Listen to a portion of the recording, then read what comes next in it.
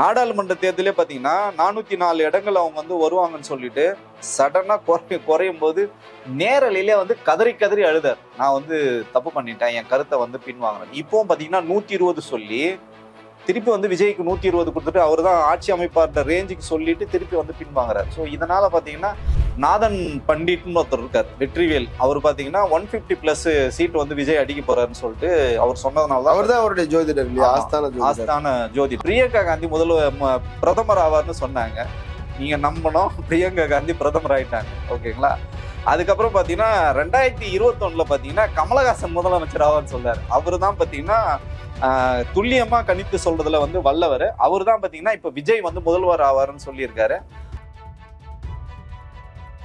கொள்கை தலைவருக்கு வந்து ஆபீஸ்க்குள்ளே வச்சு பூஜை போடுற மாதிரி நீ வந்து வீட்டுக்குள்ளேயே தான் தினமும் வந்து பூஜை பண்ற, பரிகாரம் பண்ற, கோமியம் குடிக்கிற, கோலம் போடுற, விளக்கேத்துற, இதெல்லாம் வந்து வீட்டுக்குள்ள நீங்க வந்து பண்றீங்க, வீட்டு வாசல்ல வந்து பண்றீங்க, அதெல்லாம் வந்து ஓகே. ஆனா பொதுவெளியிலயும் வந்து நான் அதே தான் நான் பண்ணுவேன்னு சொல்லும் போது அப்ப என்ன உங்களுக்கு தெரியுதுன்னா, நீ எல்லார் வீட்லயும் விஜய் இருக்காரான்னு தெரியாது. கண்டிப்பா எங்க வீட்டுல விஜய் கிடையாது, எங்க எதிர்த்த வீட்டுல விஜய் கிடையாது, எங்க பக்கத்து வீட்டுல விஜய் கிடையாது, எங்க தெருவிலே பாதி வீட்டுக்கு மேல வந்து விஜய் கிடையாது. ஆனா எல்லார் வீட்லயும் முதல் தேர்தலே பாத்தீங்கன்னா வாக்காளர்களுக்கு பணம் கொடுக்கறது, தங்க மூக்குதிகள் கொடுக்கறது, ஒயின் வந்து கொடுக்கறது. அதான் வந்து இந்த பாட்டில் என்ன சொல்லு, பீர் பாட்டில் வந்து படம் போட்டே கொடுக்குறானுங்க. பீர் பாட்டில் வந்து விஜய் படம் போட்டு கொடுக்கறது, புடவை கொடுக்கறது, இந்த மாதிரி கொடுத்து ஓட்டுகளை வந்து வாங்கியிருக்காங்க. பட் இதெல்லாம் வந்து தேர்தல் ஆணையம் வந்து நிறைய இடங்கள்ல வழக்கு வந்து பதிவாயிருக்கு. அரண்சை நண்பர்களுக்கு வணக்கம். அரண்சை ஊடகம் சுயேட்சையாக இயங்குவதற்காகவே உருவாக்கப்பட்டது. நாம் செய்கிற வேலை உண்மையிலேயே மக்களுக்காக செய்கிறோம் என்பதை நீங்கள் நம்பினால், வாய்ப்பு இருந்தால் இந்த ரேசர் பே QR கோடுக்குள்ளே நீங்கள் வந்து அதை ஸ்கேன் பண்ணி எங்களுக்கு உங்களால் இயன்றதை விருப்பம் இருந்தால் ஆதரவு தெரிவிக்கலாம். அரண்சை நேயர்களுக்கு வணக்கம். நான் மதன் அறிவழகன். இன்று நமது சிறப்பு விருந்தினர் மணிகண்டன் வீராசாமி அவர்கள், முன்னாள் தாவேக செய்தி தொடர்பாளர் மற்றும் அரசியல் விமர்சகர். நிறைய விஷயங்கள் வாதிக்க இருக்கிறோம், அவரை வரவேற்கலாம். வணக்கம் தோழர். வணக்கம் தோழர். எக்ஸிட் போல் வந்துருச்சு, தேர்தலுக்கு பிந்தைய கருத்து கணிப்பு அப்படின்னு சொல்லி. இதுல பலரும் பல விதமா சொல்லியிருக்கிறாங்க. திமுக 180 200ன்னு சொல்லிட்டு இருந்தாங்க, பாருங்க அவ்வளோலாம் இல்லை, 118 120 இப்படித்தான் வருது, சிலதுதான் 140 வரைக்கும் வருது. ஸோ எப்படினாலும் ஒரு கூட்டணி ஆட்சி வருவதற்கு வாய்ப்பு இருக்குது அப்படிலாம் சிலர் சொல்றாங்க. இன்னொரு கேட்டகரி சொல்றாங்க, விஜய் ஜெயிச்சிருவாருங்க, அவர் 98 to 120 அப்படின்னு சொல்லிலாம் வராரு, ஆக்சிஸ் மை இந்தியா வந்து அப்படி சொல்லியிருக்கிறாங்க அப்படின்னு. ரெண்டு நிறுவனம் வந்து ADMK வந்து ஜெயிக்குங்கிறது மேல சொல்லியிருக்கிறாங்க. ஒரே குழப்பமா இருக்குது. பொதுவாகவே பாத்தீங்கன்னா இந்த எலெக்ஷனே பாத்தீங்கன்னா தமிழகத்துல எப்படி நீங்க பாக்கணும்னா, திரு ஸ்டாலின் அவர்கள் வந்து இந்த எலெக்ஷனே அவர் தொடரணுமா வேண்டாமன்றதான் இந்த எலெக்ஷனே. அதை தாண்டி இங்க வேற எதுவுமே வந்து பிரதிபலிக்கவே இல்லை. இப்போ வந்து திரு விஜய் அவர்கள் வந்து பயங்கரமா வந்து களமாடி களத்துல வந்து ஆன்டி இன்கம்பன்சி பெருசா இருந்து, திமுக மேல பல்வேறு ஊழல் குற்றச்சாட்டுகள் இருந்து, வந்து அதிமுக அரசாங்கம் இருக்கும்போது பிஜேபி வந்து பாத்தீங்கன்னா தலைமை செயலகத்திலே வந்து ரெய்டு விட்டாங்க இல்லைங்களா. அந்த மாதிரி ஏதாவது பெரிய பூகம்பம் ஏதாவது வெடிச்சிருந்ததுன்னா நீங்க சொல்ற மாதிரி தலைகீழா இந்த ரிசல்ட் வந்து மாறதுக்கான வாய்ப்புகள் வந்து இருக்கு. பொதுவாக எக்ஸிட் போலுக்கு முன்னாடியே நான் வந்து சொல்றேன், அந்த மாதிரி எந்த விதமான களம் வந்து அழகா இருக்கு. திமுக வந்து நல்லா பர்ஃபார்ம் பண்ணிட்டு இருக்காங்க, நிறைய வெல்ஃபேர் ஸ்கீம் வந்து கொடுத்துட்டு இருக்காங்க, பெண்கள் வாக்குறுதிகள் வந்து உறுதிப்படுத்திட்டாங்க, தேர்தலில் வந்து திமுக வந்து உறுதிப்படுத்திட்டாங்க. களத்துல எதுவுமே வந்து பெருசாவே எதிரொலிக்கல. அதிமுக பாத்தீங்கன்னா திமுக பெருசாவே இந்த முறை வந்து பொருட்டாவே வந்து அவங்க பேசவே இல்லை. ஏன்னா அவங்க பேசுறதுலாம் பாத்தீங்கன்னா தனி மனித தாக்கல் தான் பேசினாங்க. முதல்வர் வந்து கொரோனாலே போக வேண்டியவர் அப்படின்னு முதல்வர் வந்து தரக்குறைவா வந்து எதிர்கட்சி தலைவர் எடப்பாடி பேசும்போதே உங்களுக்கு தெரிஞ்சிச்சு திமுகவோட வெற்றி அங்கேயே உறுதி ஆயிடுச்சு. துணை முதல்வர் அதே மாதிரி வந்து தரக்குறைவா பேசுனது, விஜய வந்து தரக்குறைவா பேசுனது, இந்த மாதிரி விஷயங்களை வந்து எடப்பாடி கையில் எடுக்கும் போதே களம் வந்து ரொம்ப தெளிவா தெரிஞ்சது திமுக தான் வந்து திருப்பி வரப்போகுதுன்னு. போட்டியே யாருக்குன்னா விஜய் சொன்ன மாதிரி யாருக்கு இருந்ததுன்னு பாத்தீங்கன்னா அதிமுகவும் தாவேகாவுக்கும் தான் இருந்தது. யாரு வந்து 2ஆம் இடத்தை பிடிக்கிறது, அதிமுக பிடிக்க போதா விஜய் பிடிக்க போறாரு. அதனாலதான் பாத்தீங்கன்னா அவர் வந்து விஜய் வந்து அட்டாக் பண்ணார். இங்க நீங்க முக்கியமா பார்க்க வேண்டியதுன்னு பாத்தீங்கன்னா திமுக வந்து அதிமுகவை மட்டும் தான் அட்டாக் பண்ணாங்களே, விஜய வந்து லெப்ட் ஹேண்ட்ல தான் அவர் வந்து டீல் பண்ணாரு. நீ ஆட்டத்திலே இல்லப்பா, நீ போப்பா வெளியில அப்படின்னு சொல்லிட்டு அவர் வந்து தொடவே இல்லை. ஸோ அதனோட வெளிப்பாடு தான் இன்னைக்கு வந்து வந்திருக்கு. என்னதான் நீங்க சொன்ன மாதிரி வட இந்திய ஊடகங்கள் வந்து அதிமுக வந்து 2 பேர் வந்து முன்னுரிமை கொடுத்து வந்து பேசியிருக்காங்க, மீதி எல்லா ஊடகங்களும் வந்து திமுக தான் திருப்பி வரும்ன்ற மாதிரி. ஒண்ணு JVC ஸ்ரீராம் ஆமா. அவர் தமிழ்நாட்டுக்காரர் தானே. இப்ப அவரும் அவரு பாத்தீங்கன்னா ஒரு அந்த ஜேவிசி ஸ்ரீராம் யாரு அது பின்புலம் பாத்தீங்கன்னா முழுக்க முழுக்க அது வந்து ஒரு மயிலாப்பூர் பின்னணி. மயிலாப்பூர் பின்னணியை கொண்டது. ஸோ அவங்க வந்து எப்படி கொடுப்பாங்க நமக்கு வந்து தெரியும். அதே மாதிரி ஆக்சிஸ் மை இந்தியா பாத்தீங்கன்னா இவர் வந்து ரொம்ப பிரபலமானவர்.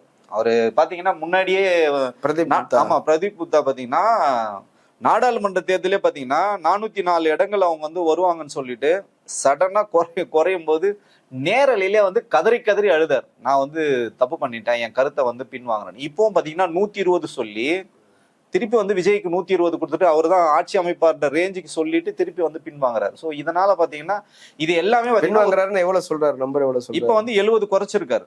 70 குறைச்சிட்டு தான் அவர் வந்து சொல்றாரு. அதை தாண்டி இன்னொருத்தர் சொல்றாரு, நம்ம வந்து இந்த எக்ஸிட் போல் இந்த நிறுவனங்கள்லாம் கருத்து கணிப்பெல்லாம் சொல்லும்போது இன்னொருத்தர் பாத்தீங்கன்னா முக்கியமான ஒருத்தர் வந்து சொல்றாரு விஜய் வந்து அரசாழ்வார்னு சொல்லிட்டு. அந்த நாதன் பண்டிட்னு ஒருத்தர் இருக்கார், வெற்றிவேல். அவர் பாத்தீங்கன்னா 150+ சீட் வந்து விஜய் அடிக்க போறாருன்னு சொல்லிட்டு அவர் சொன்னதுனால அவர் தான் அவருடைய ஜோதிடர் இல்லையா, ஆஸ்தான ஜோதிடர். அவர் இப்ப சாய்பாபா கோயிலுக்கு போகும்போது கூட கோயிலுக்கு போகும்போது இருந்தாரு. நீங்க வந்து இந்த முருகர் கோயிலுக்கு வந்து போனாங்க, திருச்செந்தூர் போகும்போது இருந்தாரு. அவர் வந்து என்ன பாத்தீங்கன்னா ரொம்ப பிரபலமான ஜோதிடர். அவர் சொன்னதெல்லாம் முன்னாடி வந்து நடந்திருக்கு. அது ஒரு சில உதாரணங்கள் மட்டும் சொல்றோம்.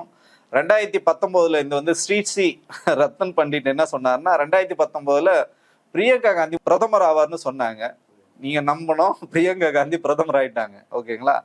அதுக்கப்புறம் பாத்தீங்கன்னா 2021 பாத்தீங்கன்னா கமலஹாசன் முதலமைச்சர் ஆவார்னு சொன்னாரு. அவரு தான் பாத்தீங்கன்னா துல்லியமா கணித்து சொல்றதுல வந்து வல்லவர். அவரு தான் பாத்தீங்கன்னா இப்ப விஜய் வந்து முதல்வர் ஆவாருன்னு சொல்லியிருக்காரு. அவரை வந்து செய்தி தொடர்பாளர் வச்சிருக்காரு. அவரு குறிச்சு கொடுக்கின்ற இந்த ஜாதகம் இதெல்லாம் கணித்து தான் இப்ப கோயிலுங்களுக்கு போறது இதெல்லாம் வந்து பண்ணிட்டு இருக்காரு. உள்ளபடியே கோயில்களுக்கு போறது அப்படின்றது எதுக்காக? ஒரு பயம், ப்ரெஷர், மன அழுத்தமா இருக்குது, ரிலாக்ஸ் பண்றதுக்காக போறாருன்னு சொல்றாங்க. இல்ல சில இதெல்லாம் இருக்குது, சில வேண்டுதல்களை நிறைவேற்ற வேண்டி இருக்குது, செஞ்சுட்டீங்கன்னா உங்களுக்கு அந்த இதெல்லாம் கழிஞ்சிரும் அப்படி சொல்றாங்க. சத்குரு சம்கார யாகம் எல்லாம் நடத்திட்டு வந்திருக்கிறாங்க. எதிரிகளை அழித்து விடும் அப்படிலாம் வந்து சொல்றாங்க. ஏன் இந்த அளவுக்கு ஒரு கிறிஸ்தவ பின்னணின்னு சொல்றோம், ஆனா இந்த அளவுக்கு மூட நம்பிக்கைகள் இருக்குதா? கிறிஸ்துவ பின்னணின்னு சொன்னீங்கன்னா நீங்க வந்து ஒரு சிறுபான்மையின் காவலர் இருந்தனா இதெல்லாம் உங்களுக்கு வந்து தோணும், நம்ம பண்றது வந்து தவறு. நீ பண்ணினா வீட்டுக்குள்ள எப்படி வந்து கொள்கை தலைவருக்கு வந்து ஆபீஸ்க்குள்ளே வச்சு பூஜை போடுற மாதிரி நீ வந்து வீட்டுக்குள்ளேயே தான் தினமும் வந்து பூஜை பண்ற, பரிகாரம் பண்ற, கோமியம் குடிக்கிற, கோலம் போடுற, விளக்கேத்துற, இதெல்லாம் வந்து வீட்டுக்குள்ள நீங்க வந்து பண்றீங்க, வீட்டு வாசல்ல வந்து பண்றீங்க, அதெல்லாம் வந்து ஓகே. ஆனா பொதுவெளியிலயும் வந்து நான் அதே தான் நான் பண்ணுவேன்னு சொல்லும் போது அப்ப என்ன உங்களுக்கு தெரியுதுன்னா நீ முழுக்க முழுக்க ஒரு சங்கியாக மாறிவிட்டார். இந்த படத்துல பாத்தீங்கன்னா ஒரு டைலாக் வரும், ரஜினிகாந்த் படம் சந்திரமுகி படம். இங்க பாரு உன் மனைவி கங்கா வந்து முழு சந்திரமுகியா மாறினதை பாரு, உன் மனைவி கங்காவை பாருன்னு ரஜினிகாந்த் பிரபுவை பார்த்து சொல்லும் போது எப்படி ஒரு சீன் இருக்குமோ அதே மாதிரிதான் விஜயோட நிலைமை. இப்போ முழுமையாக சங்கியாக அவர் மாறிவிட்டார். அதனாலதான் பாத்தீங்கன்னா இந்த சங்கி ஊடகங்கள் வந்து பாத்தீங்கன்னா இவரை வந்து தூக்கி நிறுத்துறாங்க. நான் என்ன கேக்குறேன்னா கோயில் குளம் நீங்க போறது வந்து பிரச்சனையே கிடையாது. இத குறைஞ்சபட்சம் களத்துல போய் களம் ஆடி வந்து 10 நாளைக்கு முன்னாடி 10 நாளுக்கு முன்னாடி போயிட்டு ரெஸ்ட் எடுக்காம வந்து திமுக தான் எங்களுக்கு வந்து போக விடாமன்னு சொல்லிச்சு அப்பட்டமா போய் சொல்லாம தேர்தல் கமிஷனே உங்களுக்கு காரி துப்புச்சு, கரடியே காரி துப்புன மூவ்மெண்ட் மாதிரி பாத்தீங்கன்னா தேர்தல் கமிஷனே உங்களுக்கு வந்து நிறைய இடங்கள்ல அனுமதி கொடுத்துட்டீங்க, அதை போகவே இல்லை. அவங்க கூப்பிட்டு வான் பண்ற ஸ்டேஜுக்கு நீங்க வந்துட்டு வெறும் 18 தொகுதி மட்டுமே போயிட்டு 10 நாள் மட்டுமே பிரச்சாரம் போயிட்டு அதுவும் பொதுக்கூட்டங்கள் எதுவுமே பேசாம களத்துல இந்த மாதிரி தோத்து அப்பயே விஜய் வந்து தோத்துட்டாரு, அப்பயே ஒத்துக்கிட்டாரு, அவர் தோல்வி வந்து அவர் ஒப்புக்கொண்டார். அதுக்கு பதில் நீங்க களமாடி இருந்தா வாய்ப்புகள் வந்து கிடைச்சிருக்கும். இப்போ நம்ம முதல்ல சொன்னதுதான் இங்க இந்த தேர்தலே பாத்தீங்கன்னா திரு ஸ்டாலின் தொடர வேண்டுமா வேண்டாமா அப்படின்னு தான் மக்கள் வந்து தீர்ப்பளிச்சிருக்காங்க. ஸ்டாலின் தொடர வேண்டும். இதுக்கு முன்னாடி சொன்னாங்க பாத்தீங்களா ஸ்டாலினுக்கு வந்து கட்டம் சரியில்லை, அவர் முதல்வரே ஆக முடியாது அப்படின்லாம் சொன்னாங்கல்ல, அதெல்லாம் தவிடுபொடியாக்கி தான் 2021 முதல்வரா வந்தாரு. இப்போ தொடர்ச்சியாக 2வது குற்றச்சாட்டு சொல்லுவாங்க திமுக வந்து தொடர்ச்சியா வந்தது. ஆனா முதல்லயே திமுக வந்திருக்கு, 67, 71 திமுக வந்திருக்கு. நம்ம அதை சொன்னோம்னா இவங்க வந்து ஒத்துக்க மாட்டாங்க. இப்ப திருப்பி பாத்தீங்கன்னா திரு ஸ்டாலின் அவர்கள் வந்து கம்பீரமாக முழு மெஜாரிட்டியோட 2ஆம் முறை வந்து ஆட்சி அமைக்கிறார். இதுக்கு முழுக்க பாத்தீங்கன்னா இப்ப சொல்றாங்களே எல்லாரும் வந்து எல்லார் வீட்லயும் நான் இருக்கேன், நான் வந்து கட்சி ஆரம்பிச்சுட்டு வீட்டுக்கு போல எல்லாரும் வீட்டுக்குள்ள போயிட்டு தான் கட்சி ஆரம்பிச்சேன். அது உள்ளபடியே யாருக்கு போதும்னா மாண்புமிகு முதல்வரோட திட்டங்கள் வந்து எல்லார் வீட்டுக்குள்ள இருக்கு. எல்லார் வீட்லயும் விஜய் இருக்காரான்னு தெரியாது. கண்டிப்பா எங்க வீட்டுல விஜய் கிடையாது, எங்க எதிர்த்த வீட்லயும் விஜய் கிடையாது, எங்க பக்கத்து வீட்லயும் விஜய் கிடையாது, எங்க தெருவிலேயே பாதி வீட்டுக்கு மேல வந்து விஜய் கிடையாது. ஆனா எல்லார் வீட்லயும் ஸ்டாலின் வந்து இருக்காரு. ஸோ அவரோட திட்டங்கள் இன்னைக்கு வந்து பெண்கள் மத்தியிலும் சரி இளைஞர்கள் மத்தியில பெரியதாக வந்து இன்னைக்கு வந்து ஒர்க் அவுட் ஆயிருக்கு. ஸோ அதுதான் களத்துல எதிரொலிக்குது. அது 4ஆம் தேதி வரைக்கும் நம்ம வந்து வெயிட் பண்ணுவோம். ஆனாலும் இந்த மக்கள் அந்த ஆக்சஸ் மை இந்தியா எப்படி போலிங் சொன்னாங்களோ அந்த மாதிரி நிறைய பேர் வந்து என்ன சொல்லுவாங்கன்னா திமுக தான் சதி பண்ணிடுச்சு. ஏன்னா நீங்க அந்த வாக்கு எந்திரத்தை எடுத்துட்டு வர்றதுக்கே பாத்தீங்கன்னா ஒரு கட்டமைப்பு இருக்கும். இப்போ நீங்க வந்து சைதாப்பேட்ல வாக்கு எந்திரம் இருக்குன்னா அவங்க வந்து ஒரு ரூட் கொடுப்பாங்க. அவங்க கண்டிப்பா மயிலாப்பூர் அந்த பக்கம்லாம் எடுத்துக்கிட்டு தான் அங்க வரணும் போது லேட் ஆகும், சம்டைம்ஸ் வந்து லேட் ஆகும். அதுக்கு உடனே சொல்றாங்க, பாத்தீர்களா 1:30 மணி வரைக்கும் திமுக அரசாங்கம் வந்து வண்டியே அனுப்பல. அது வந்து திமுக அரசாங்கம் பண்ணல, தேர்தல் ஆணையம் தான் இதை வந்து பண்றாங்க. அதுக்கு வந்து ஒரு ப்ரொசீடிங் ஆபீசர் இருக்காங்க, அதுக்குன்னு ஒரு புரோட்டோகால் இருக்கு. இது எதுவுமே தெரியாத இந்த மக்களை வந்து, மக்கள்னு சொல்றது நம்ம இப்ப தற்கூரின்னு அவங்களை வந்து சொல்றது இல்ல, நம்மளே கொஞ்சம் மாறிட்டோம். நம்ம நண்பா நண்பீஸ் வந்து இதை வந்து புரிஞ்சுக்கணும். ஏன்னா இன்னும் 4 நாள்ல உங்களுக்கு எல்லாமே தெளிஞ்சிடும். அதனால நானும் வந்து அவங்களை அந்த மாதிரி தற்கூரின்னு சொல்றதை வந்து வித்ட்ரா பண்றேன். அதுக்கு பிறகும் அவங்க தொடர்றாங்களான்னு தெரியல. 13 தொகுதியிலிருந்து 18 தொகுதி வரை அப்படின்னு சொல்லி சாணக்கியா ஸ்ட்ராட்டஜிஸ் அவங்க சொல்றாங்க. 18ல இருந்து 24 அப்படின்னு சொல்லி பீப்புள் பிளஸ் அவங்க சொல்றாங்க. 10 to 12 மேட்ரிஸ். அக்னி எக்ஸிட் வந்து அவங்க ஒண்ணுதான் சொல்றாங்க. அக்னி, இந்த அக்னி மட்டும்தான் பாத்தீங்கன்னா தமிழக ஊடகம், தமிழகத்துல இருந்து யதார்த்தம் புரிந்தவங்க, கலா யதார்த்தம் அவங்களுக்கு தெரியும். மீதி எல்லாம் பாத்தீங்கன்னா வட இந்திய ஊடகங்கள் தான். இன்னும் சொல்ல போனீங்கன்னா நியூஸ் 18 உங்களுக்கு CNN நியூஸ் 18 பாத்தீங்கன்னா அதிமுக ஃபேவரா தான் வந்து அவங்க வந்து சொல்லியிருக்காங்க, விஜய்க்கு வந்து ஃபேவரா வந்து சொல்லியிருக்காங்க. அதுதான் சொல்றேன், இவங்க கலா யதார்த்தமே உங்களுக்கு வந்து தெரியல. இந்த எக்ஸிட் போல்லாம் வந்து பாத்தீங்கன்னா நிறைய நேரங்கள்ல வந்து தோல்வி அடைஞ்சிருக்கு. நம்ம அதையும் வந்து ஒத்துக்கணும். 2016லயும் தோல்வி அடைஞ்சிருக்கு. பல நேரம் அப்போ முதலமைச்சர் திமுக தான் ஜெயிக்க போகுதுன்னு சொன்னாங்க. ஆமா, ஏடிஎம்கே ஜெயிச்சு. ஆமா. சோ அதனால நான் என்ன சொல்றேன்னா, பொதுவாக நான் என்ன சொல்றேன்னா, எக்ஸிட் போல இருக்கு. முன்னாடியே எலெக்ஷனுக்கு முன்னாடியும் சரி, எலெக்ஷனுக்கு அப்புறமும் சரி, மக்களோட நம்ம தொடர்ச்சியா சொல்லிட்டு வரோம், ஸ்டாலின் வந்து 2வது முறையாக முதல்வர் ஆகிறார், ஆட்சியை வந்து அமைக்கிறாங்க. ஏன்னா அவ்வளவு தூரம் களத்துல வந்து உழைச்சிருக்காங்க, வேலை செஞ்சிருக்காங்க. மெயினா இங்க பார்க்க வேண்டியது பாத்தீங்கன்னா, இப்ப எப்படி ஸ்டாலின் வேணுமா வேண்டாமான்னு சொல்றது மாதிரி, இங்க யாரு வந்து தமிழ்நாட்டை காப்பாற்ற முடியும்னு ஒரு மிகப்பெரிய ஒரு மக்கள் மத்தியில ஒரு கேள்வி இருக்கு. அதிமுக காரங்களே என்ன சொல்றாங்கன்னா, ஏங்க இவர் வந்து மழுங்கி போயிட்டாருங்க, என்னைக்கு வந்து பிஜேபியோட கூட்டணி வைத்தாரோ அப்பயே எடப்பாடி வந்து பாத்தீங்கன்னா 10 தோல்வி, பழனிசாமி 11வது தோல்விக்கு வந்து தயாராயிட்டார் அவரு. அதை நீங்க எங்க போய் பார்க்கலாம்னா ராயபுரத்திலே நீங்க வந்து போய் பார்க்கலாம். திரு ஜெயக்குமார் அவர்கள் வந்து சொன்னாரு, ஏங்க எல்லாரும் வந்து 1ல இருந்து ஆரம்பிச்சாங்கன்னா நான் 40,000 மைனஸ்ல இருந்து ஆரம்பிக்கிறாங்க. ஏன்னா சிறுபான்மையர் வாக்கு வந்து எனக்கு வந்து கிடைக்கவே கிடைக்காது. அதுவும் பாத்தீங்கன்னா சிறுபான்மையில கூட பாத்தீங்கன்னா இஸ்லாமியர்கள் வந்து கடுமையாக வந்து களமாடுறாங்க களத்துல. அந்த வாக்குகள்லாம் யாருக்கு போகும்னா நேரடியா வந்து திமுக தான் வந்து போறதுனால களம் வந்து அப்படியே மாறி இருக்கு. விஜய் வந்து எந்த மாதிரி இம்பாக்டை கிரியேட் பண்ணுவார்னு பாத்தீங்கன்னா, கடைசி நேரத்துல வந்து நண்பா நண்பீஸ் எல்லாம் போயிட்டு என்ன பண்ணிட்டாருன்னா, சுட்டீஸ் குட்டீஸ் ரேஞ்சுக்கு இறங்கி போயிட்டு சுட்டி டிவி ரேஞ்சுக்கு போயிட்டு களத்துல போயிட்டு அழுது புரண்டு சட்டத்துக்கு புறம்பாக காலில் விழுந்து குழந்தைகள் கிட்ட வந்து நீங்க எப்படியாவது இந்த அங்கிளுக்கு வந்து ஓட்டு வாங்கி கொடுத்துருங்க, கிண்டர் ஜாய்க்கு வந்து நீங்க எப்படி அடம் பிடிப்பீங்க, நான் இன்னி வரைக்கும் என் குழந்தைக்கு அந்த கிண்டர் ஜாயின்னு ஒன்று வாங்கி கொடுத்து அவ்வளோ வந்து உடம்புக்கு வந்து அது கெடுதல். அது அதை வந்து இவர் சொல்றாரு. கெடுதல்லாம் அவர் வந்து சொல்லுவார்னு வச்சுங்களேன், ஈஸியா சொல்லுவார்னு வச்சுங்களேன். கிண்டர் ஜாய் வாங்கி கொடுங்க, சாக்லேட் வாங்கி கொடுங்க, ஐஸ்கிரீம் வாங்கி கொடுங்க அப்படின்னு எப்படி நீங்க அடம் பிடிங்களோ அந்த மாதிரி வந்து உங்க வீட்டுல இருக்க அப்பா அம்மா பெரியம்மா சித்தி சித்தப்பா மாமா கிட்ட எல்லாம் பேசி ஓட்டுவாங்கன்னு சொன்னது மிகப்பெரிய ஒரு தாக்கத்தை வந்து இன்னைக்கு வந்து ஏற்படுத்தியிருக்கு. அது வந்து தவறான முன்னுதாரணம். விஜய் அவர்கள் பண்ணது அயோக்கியத்தனத்தின் உச்சம். அது உனக்கு வந்து நேர்மையா களமாட தெரியல. திமுக வந்து அரசியல் எதிரியான திமுக வந்து எதிர்க்கிற, கொள்கை எதிரான ஒருவேளை நீ பிஜேபி ஆரம்பத்துல எதிர்த்திருந்தனா நீ வந்து ஒரு டஃப் கொடுக்குற அளவு கூட நீ வந்துடலாம். குறைஞ்சபட்சம் நானே சொல்லுவேன் ஒரு 20 சீட்டாவது முதல் எலெக்ஷன்ல விஜய்க்கு வரக்கான வாய்ப்புகள். இந்த வாய்ப்புகள்லாம் யாரு மழுங்கடிச்சுன்னு பாத்தீங்கன்னா விஜய் தான், வேற யாருமே கிடையாது. 20 சீட்டு கூட வராது. ஒரு சீட்டு மட்டும் தான் பாசிபிள். அது கூட என்னன்னு பாத்தீங்கன்னா, விஜய் நான் வந்து குறை மதிப்பீடு பண்ணக்கூடாதுன்றதுனால நான் அந்த ஒரு சீட்டு நான் கொடுக்குறேன் பெரம்பூர். ஏன் அப்படின்னா கூட அது கூட பாத்தீங்கன்னா அதிமுக வந்து இவருக்கு இலவசமா கொடுக்குறாங்க. நீ வந்து அதிமுக வந்து எடப்பாடிக்கு நீங்க வந்து எடப்பாடியில ஃபேவர் பண்ணதுனால உங்களுக்கு வந்து இங்க பாமக வேட்பாளர் வந்து போட்டு அதிமுக வாக்குகள் எல்லாம் பாத்தீங்கன்னா விஜய்க்கு விழுந்திருக்கு. சோ இவங்க திமுக வந்து அவங்க கூட்டணியோட நிக்கிறாங்க. இங்க பாத்தீங்கன்னா அதிமுக வாக்குகளும் விஜய்க்கு விழுது, பொதுமக்கள் வாக்குகளும் கொஞ்சம் விழுந்திருக்கு. விஜய் ரசிகர்கள் தாவேக்கா ஓட்டுலாம் நீங்க பாத்தீங்கன்னா அங்க ஒரு மைலேஜ் கிடைக்குது அவருக்கு. சோ அதனால அந்த ஒரு சீட்டு வாய்ப்பு இருக்கு. அது கூட பாத்தீங்கன்னா எளிதாகலாம் வந்து ஜெயிக்கிறதுக்கான வாய்ப்பு இல்லை. அந்த ஒரு சீட்டை தவிர மீதி பாத்தீங்கன்னா 232 இடம், 33ல அவர் வந்து நிக்கல. சோ அதனால 32ல அவங்களுக்கு ஒரு கணிசமான வாக்குகள் கிடைக்க வேண்டி அதை தாண்டி ஜெயிக்கிறதுக்கான வாய்ப்புகள் இல்லை. ஒரு சில வேட்பாளர்கள் செங்கோட்டையன் மாதிரி ஒரு சில வேட்பாளர்கள் பாத்தீங்கன்னா மயிலாப்பூர்ல கூட பாத்தீங்கன்னா நிறைய வந்து ஏடிஎம்கே ஓட்டுலாம் பாத்தீங்கன்னா தாவேக்காக்கு விழுந்திருக்கு. அவர் பிராமின், ஆமா பிராமின் லாபி அது. சோ அதனால பாத்தீங்கன்னா அது வந்து காரைக்குடியில கூட ஓரளவு, ஆமா காரைக்குடியிலும் பாத்தீங்கன்னா அவர் வந்து எல்லாரையும் விலைக்கு வாங்கிட்டார் நேரடியாவே. அதாவது பாத்தீங்கன்னா ஸ்ட்ரைட்டாவே இவங்க வந்து களத்துல இருங்க. இப்போ அதிமுக, திமுக, காங்கிரஸ் நமக்கு பிடிக்காத கட்சி பிஜேபியா இருந்தா கூட யாருமே முதல் எலெக்ஷன்ல பாத்தீங்கன்னா யாருக்கும் வந்து பணம் கொடுக்கவே இல்லை. அந்த மாதிரி ஒரு ஸ்ட்ராட்டஜி அவங்க நினைச்சு கூட பார்த்துலாம். முதல் தேர்தலே நான் தான் தூய சக்தின்னு சொல்லிட்டு வராரு பாத்தீங்களா. முதல் தேர்தலே பாத்தீங்கன்னா வாக்காளர்களுக்கு பணம் கொடுக்கறது, தங்க மூக்குதிகள் கொடுக்கறது, ஒயின் வந்து கொடுக்கறது. அதான் வந்து இந்த பாட்டில் என்ன சொல்லு பீர் பாட்டில் வந்து படம் போட்டே கொடுக்குறானுங்க. பீர் பாட்டில் வந்து விஜய் படம் போட்டு கொடுக்கறது, புடவை கொடுக்கறது, இந்த மாதிரி கொடுத்து ஓட்டுகளை வந்து வாங்கியிருக்காங்க.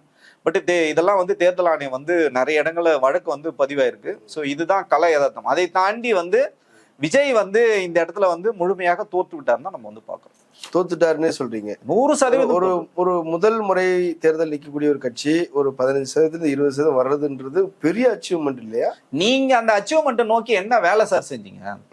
இப்போ உங்களுக்கு வந்து ரிசல்ட் கிடைச்சிச்சுன்னு வச்சுங்களேன், நீங்க எக்ஸாம் வந்து எழுதுறீங்க. எப்படின்னா நீட் எக்ஸாம் மாதிரி தான் நீங்க எடுத்தணும். நீட்ல பாத்தீங்கன்னா நம்ம குழந்தைங்க வந்து கஷ்டப்பட்டு ராப்பகலா படிச்சு போய் ஒரு எக்ஸாம் எழுதுவாங்க. இதே பாத்தீங்கன்னா எல்லாத்தையுமே கழட்டிடுவானுங்க. போனீங்கன்னா வந்து உங்களுக்கு தாலியை கூட கழட்டிடுறாங்க. எல்லாத்தையும் வந்து கழட்டிட்டு தான் இன்னொரு வரை எல்லாத்தையும் கழட்டிட்டு தான் உங்களை வந்து தேர்வு எழுத. அதே நீங்க வட இந்தியாவில போங்களேன், உங்களுக்கு எல்லாமே அவங்களே கொடுத்துருவாங்க. கொஸ்டின் பேப்பர் அவங்களே கொடுத்துருவாங்க. மொபைல் போன் நீங்க வச்சுக்கலாம், எதுவுமே எல்லாமே வச்சுக்கலாம். அவருக்கு நீ என்ன நாலேஜ் இருக்கு, அந்த எம்பிபிஎஸ் பாஸ் பண்ணிட்டு அந்த நீட் எக்ஸாம் பாஸ் பண்ணிட்டு வரவரு எம்பிபிஎஸ் வந்து சீட்டே அலோகேட் பண்ணிட்டாங்க. அவரை போய் நீங்க ஒரு கேள்வி கேட்டீங்கன்னு வச்சுங்க, நம்ம ஊர்ல ஒரு 10ஆம் வகுப்பு படிக்கிற மாணவனுக்கு ஒரு அறிவு கூட அவருக்கு இல்லை. அப்ப என்ன சொல்ல வரேன்னா, எப்படி பிஜேபி உங்களுக்கு அங்க சப்போர்ட் பண்ணி அவங்கள டாக்டர் ஆக்குறாங்களோ அந்த மாதிரி பாத்தீங்கன்னா பிஜேபியும் அதிமுகவும் சேர்ந்து விஜய் வந்து தூக்கி விட்டுருக்காங்க. விஜயோட எஃபர்ட் என்ன இருக்கு? விஜய் எங்க போய் வேலை செஞ்சாரு, எங்க போய் பிரச்சாரம் பண்ணாரு? பிரச்சாரத்தெல்லாம் கேன்சல் தானே பண்ணாரு. சரி, ரைட்டு, பிரச்சாரத்தை கேன்சல் பண்ணாருன்னு சொல்றோம். ஆனா இதை விட அதிகமாக உழைத்த சீமான் அவர் கூட ஜெயிக்க முடியாத சூழல் இருக்குதுன்னு சொல்றாங்க. ரொம்ப கடினம்னு சொல்றாங்க. அவங்க பெரிய அளவுல ஸ்கோர் பண்ற மாதிரி தெரியல. இன்னும் சொல்ல போனா இந்த பிற அப்படிங்கிற இடத்துலதான் அவரை சேர்த்திருப்பாங்க போல இருக்கு. அந்த பிறல வந்து பாத்தீங்கன்னா இவரு இல்லையே.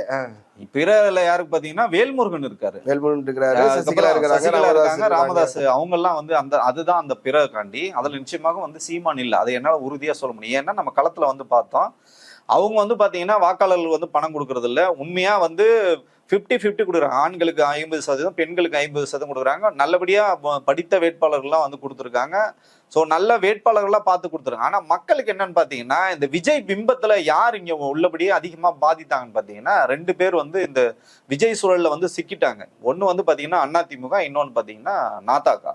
ஸோ இந்த விஜய் சூழல்ல சுழண்டு உள்ளபடியே நல்ல வேட்பாளர்கள் கூட, ஏன்னா அவங்க நல்ல வேட்பாளரை பாக்குறாங்க, சீமானை பாக்குறாங்க. ஆனா இங்க யாருன்னு பாத்தீங்கன்னா வேட்பாளர் பேரே தெரியாது. தாவேகால 234 தொகுதியில விஜய் நிக்கிறதா நினைச்சுதான் அவங்க வந்து விசிலுக்கு ஓட்டு போட்டுருக்காங்க. அதை தாண்டி வேட்பாளரோட பின்புலம் எல்லாம் பார்த்துருந்தாங்கன்னா கண்டிப்பா நாதாகாக்கு வந்து வாக்குகள் வந்து விழுந்திருக்கும். நாம் தமிழருக்கு அந்த விதத்துல வாக்குகளை வந்து அறுவடை பண்ண முடியாம போனது உள்ளபடியே துரதிருஷ்டமா தான் பாக்குறேன். அவங்க உள்ளபடியே நல்லபடியா களமாடியும் அவங்க வந்து தோல்வியை வந்து சந்திக்கிறாங்க. இவர் எதுவுமே வேலை செய்யாமலே உழைக்காமலே ஓசி காட்சி அடிச்சு பாத்தீங்கன்னா ஓட்டுகளை வந்து பிரிச்சிருக்காரு. அது உள்ளபடியே இது வந்து ஜனநாயகத்துக்கு வந்து எதிரானது. அவர் படம் நினைச்சிடாதீங்க உடனே. அந்த படம் வந்து பாத்தீங்கன்னா அது ஜனநாயகமே கிடையாது. அதுக்கு ஜனநாயகன் படம் வச்சிருக்க கூடாது. வேற ஏதாவது படம் பேர் வேணா வச்சிருக்கலாம், RSS நாயகன் வேணா வச்சிருக்கலாம். அதை தாண்டி களத்துல விஜய் எதுவுமே வந்து வேலை செய்யும். நம்ம பேசிட்டு இருக்கிற இதே நேரத்துல விஜய் தன்னுடைய கட்சி வேட்பாளர்களோடு ஆலோசனை கூட்டம் நடத்துறார்.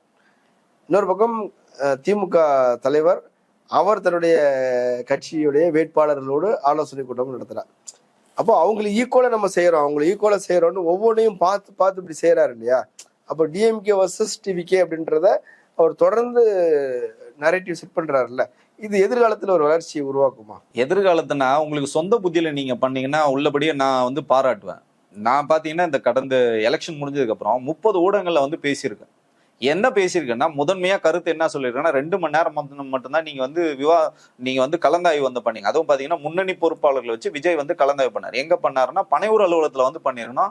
திருஷா வீட்டுல வச்சுதான் அவர் வந்து பண்ணார். அப்கோர்ஸ் அவர் அங்கதான் இருக்காரு, அங்கதான் பண்ண முடியும்னு வச்சுங்களேன்.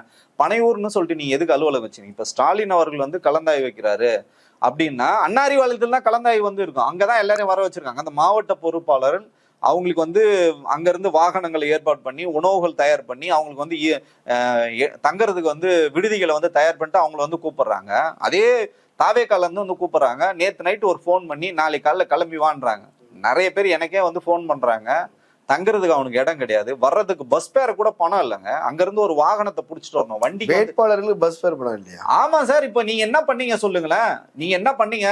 வசதியான வேட்பாளர்கள் 106 பேர் வெளி கட்சியில இருந்து வந்தவங்களுக்கு மட்டும்தான் நீங்க வந்து பணம் வாங்கிட்டு கொடுத்தீங்க. அவங்க வந்து தேர்தலுக்கு வந்து பணத்தை செலவு பண்ணாங்க. இப்ப ரமேஷ் மாதிரி ஸ்ரீரங்கம் ரமேஷ் வந்து கதறி இருந்தார்ல, பூத் ஏஜென்ட் கூட கொடுக்கறதுக்கு பணம் இல்ல, சாப்பாடு வாங்கி கொடுக்கறதுக்கு காசு இல்ல, களத்துல வந்து போறதுக்கு வண்டி இல்ல, எதுவுமே நீங்க பண்ணல. அந்த மாதிரி எத்தனை வேட்பாளர்கள் இருக்காங்க, அவங்க எல்லாம் நீங்க கிளம்பி வாங்கன்னு சொல்லிட்டீங்களே. மாவட்ட செயலர் நீங்க எடுத்துங்க, வேற எல்லாம் போவேனா. கிட்டத்தட்ட 60 மாவட்ட செயலருக்கு நீங்க வந்து சீட்டு கொடுத்தீங்கல்ல, அவங்க எல்லாம் என்ன பணம் கையில வச்சுட்டு இருக்காங்களா? எலெக்ஷன்ல எல்லாத்தையும் செலவு பண்ணிட்டாங்க, கையில காசு கூட இல்லைங்க. நீங்க வாங்கன்னு சொல்லிருக்கீங்க, எப்படி வருவான் சொல்லுங்க? இந்த நிலைமையில தான் இருக்கு. இப்ப கூப்பிட்டதே எதுக்குன்னு பாத்தீங்கன்னா, நீங்க திருப்பி வந்து கட்சி பணி செய்யணும், கட்சி உங்களுக்கு எந்த சப்போர்ட்டும் பண்ணாது, உங்களுக்கு வந்து எந்த விதமான சலுகைகளும் வந்து கொடுக்காது, தோத்தீங்கன்னா உன கட்சி விட்டு வெளில தூக்கிடுவோன்னு சொல்றதுக்காக வந்து கூப்பிட்டுருக்காரு. அந்த பசங்க வந்து உள்ளபடி களத்துல என்ன நடந்ததுன்னு கூட விஜய் கிட்ட சொல்லுவாங்கன்னா சொல்ல மாட்டாங்க.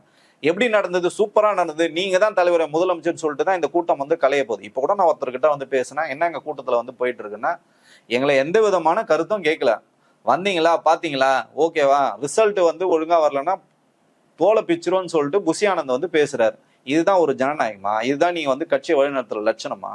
இதே நீங்க இங்க போய் பாருங்க, இதே முதல்வர் வந்து சொல்றாரு, நல்லா உழைச்சிருக்கீங்க, நல்லா பர்ஃபார்ம் பண்ணிருக்கீங்க, அடுத்த கட்டமா நீங்க என்ன வேலை செய்யணுமோ அதை வந்து செய்யுங்க, எந்த விதமான கூச்சல் குழப்பமா இருக்காது, உட்கட்சி பிரச்சனை வரக்கூடாது, மக்கள் பணி டே ஒன்ல இருந்தே நீங்க வந்து ஆரம்பிக்கணும், மக்களுக்கு நம்ம மிகப்பெரிய ஒரு பொறுப்பை வந்து திருப்பி நம்ம கிட்ட வந்து கொடுத்துருக்காங்க, இது வந்து கட்சி கிடையாது, இது வந்து மக்களுக்கான ஒரு இயக்கம், இதை நீங்க இன்னும் வீரியமா செயல்படணும். அப்ப இந்த கலந்தாய்வு எப்படி இருக்கு, அந்த கலந்தாய்வு எப்படி இருக்கு? 1000 குறைகள் இருக்கட்டும், ஒரு 15% 20% அவர் வராரு அப்படின்னாலே 25லாம் சொல்றாங்க, 25% வரைக்கும் கூட சொல்றாங்க.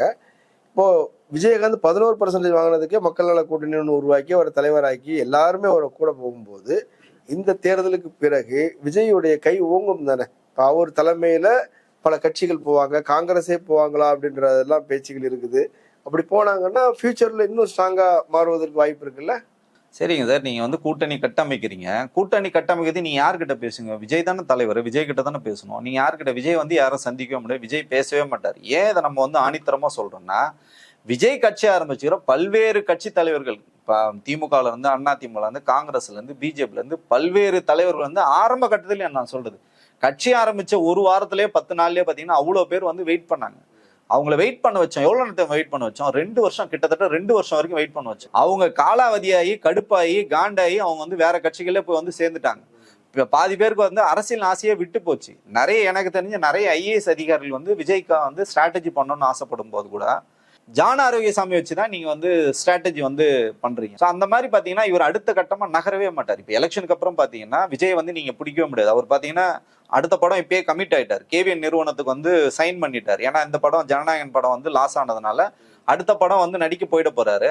அதுக்கு இடையிலே பாத்தீங்கன்னா உள்ளாட்சி தேர்தல் வந்துடும். அப்ப இவர் என்ன பண்ணுவாருன்னா உள்ளாட்சிக்கு வர மாட்டார். கேட்டா அண்ணா ஷூட்டிங்ல இருக்காருன்னு சொல்லிடுவாங்க.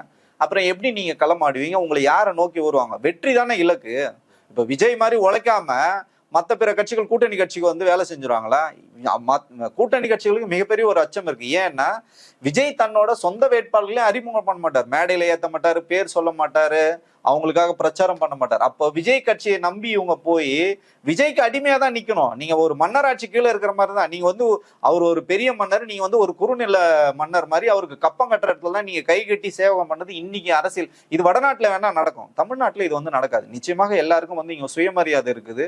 திமுகவும் சரி திகாவும் சரி இங்க வந்து சுயமரியாதை வந்து சொல்லி கொடுத்துருக்காங்க. அதனால எனக்கு தெரிஞ்சு யாருமே போக மாட்டாங்க. போனாலும் பாத்தீங்கன்னா விஜயோட வந்து அந்த தொடர்ச்சியாக அந்த அரசியல் செயல்பாடு வந்து பண்றது ரொம்ப ரொம்ப கஷ்டம். நிறைய முக்கியமான விஷயங்களை சொல்லியிருக்கிறீங்க, மக்கள் அதை பரிசீலிக்கட்டும். கலந்து கொண்டு கருத்துக்களை பகிர்ந்து மிக்க நன்றி. நன்றி. நேரில் மற்றொரு விருந்தினோடு மீண்டும் சந்திக்கலாம். நன்றி.